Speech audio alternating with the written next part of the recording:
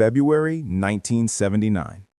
The Iranian Revolution removed the Shah from power. Oil production in Iran collapsed by 5 million barrels per day. It was not a war, it was a political transition.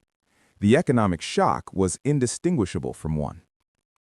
The second oil shock. Iran's production fell from 5.8 million barrels per day to under 1 million almost overnight. Global oil prices doubled in 12 months, from $14 to $35 per barrel. U.S. inflation, already elevated from the first oil shock, climbed back to 13% by 1979. The Carter administration tried price controls. Price controls created gasoline shortages. The shortages triggered panic buying. The panic buying created the crisis they were trying to prevent. Here is what makes 1979 historically distinct. The physical supply disruption lasted 11 months.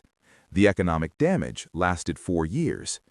The inflation did not resolve when Iranian production resumed.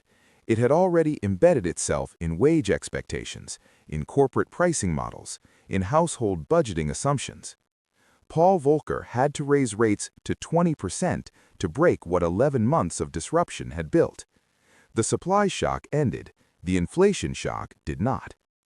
The U.S. and Israel began military operations against Iran on February 28th.